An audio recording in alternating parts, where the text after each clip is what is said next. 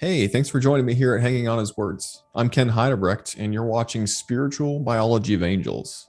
This will be a fascinating two-part study all about our angelic and more advanced counterparts who reside in various firmament layers above our heads. The next part will be what can angels do, so be sure to keep an eye out for that. The scriptures are loaded with content that describes these spirit beings in a way that we can understand them and, one day, eventually relate to them. All angel-related videos are part of my Entertaining Angels playlist, which can be accessed right here. I hope this teaching is enlightening and intriguing. Now on to the video.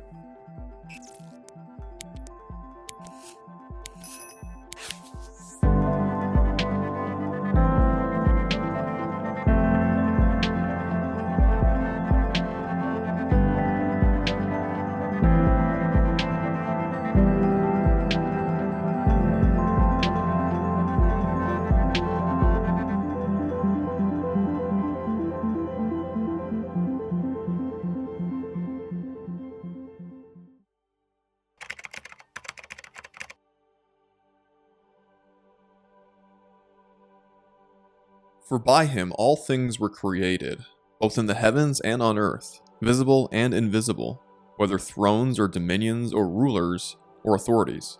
All things have been created through him and for him. All things, including the angels, were created for God's Son. Yeshua is the object of Yahweh's affection, and the sole purpose of the angels is to serve the Father and the Son. Let's keep this in mind as we delve into the angelic world, seeking to get a glimpse into what these created beings are really all about.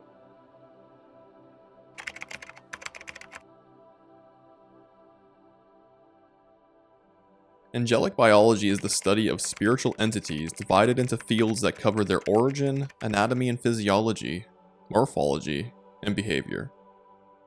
The primary focus of this study will be geared towards the Watcher Archangel type of angelic being, which means I'll be touching on the cherubim, seraphim, and ophanim in a separate video. The angels being discussed in this video go by a few different monikers.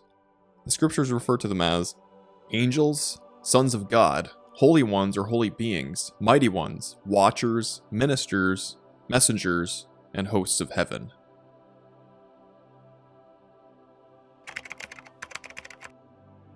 An origin is the point or place where something begins, arises, or is derived.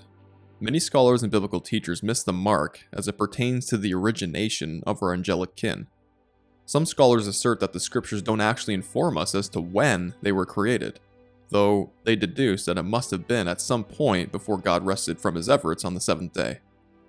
While it's accurate and obvious to say that they must have been created before day 7, what isn't accurate is the notion that the scriptures are silent on the matter of their point of derivation.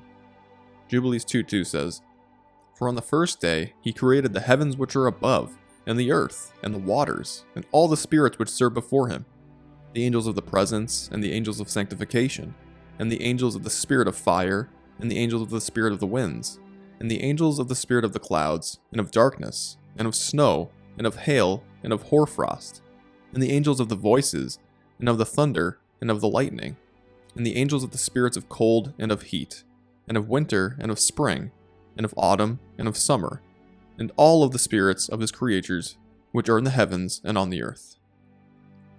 Jubilees supplants what may have been nebulous and provides the necessary clarity for us.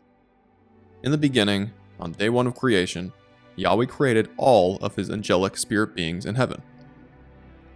I should also mention that I've seen people theorize that the angels are simply the stars that the Father created on day 4, leading them to believe that the angels were created on day 4.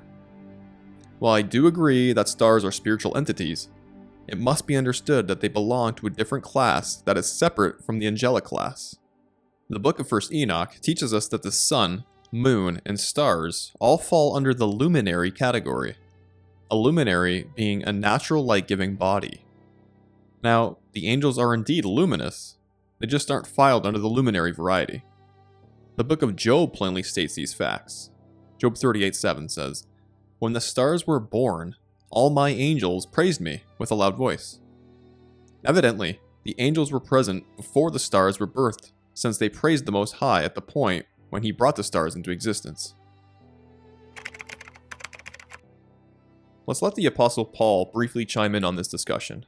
1 Corinthians 15:39-40 says, "All flesh is not the same flesh, but there is one flesh of mankind, another flesh of animals, another flesh of birds, and another of fish.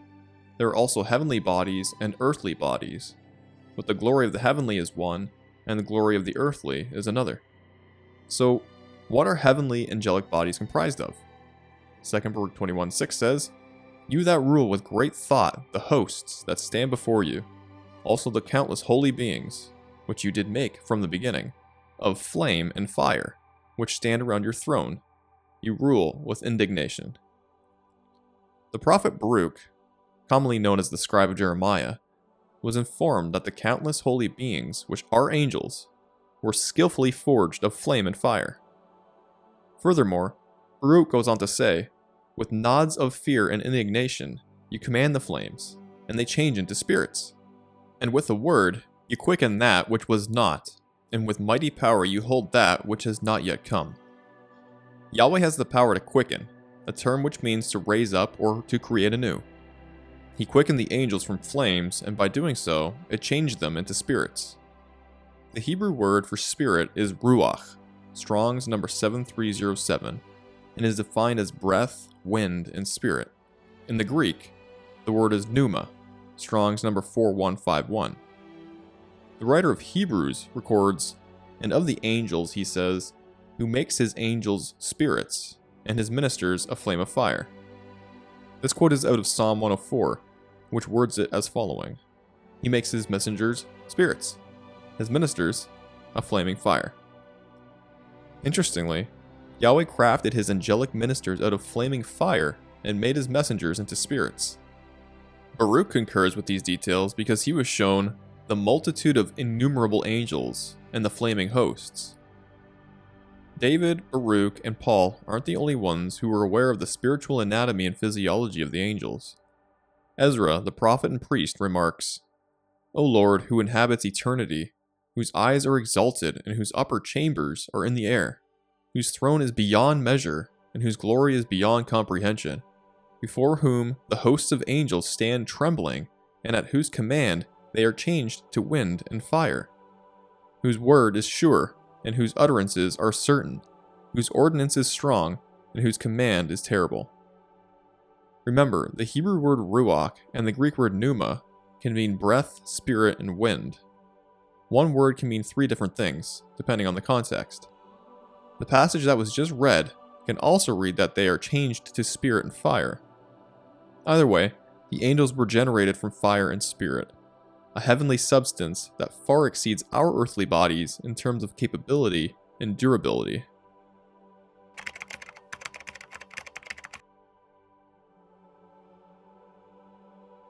Do not neglect to show hospitality to strangers, for thereby some have entertained angels unawares. The idea of entertaining an angel is astonishing when we consider the sheer robustness of their spiritual makeup.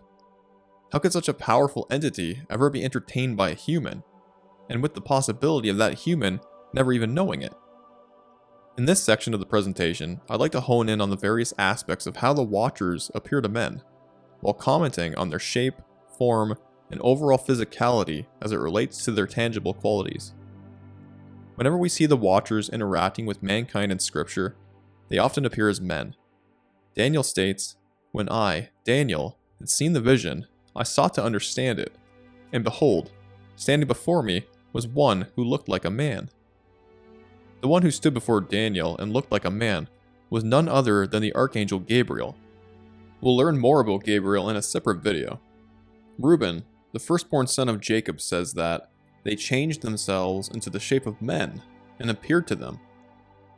It's pretty evident that angels can appear to men as men.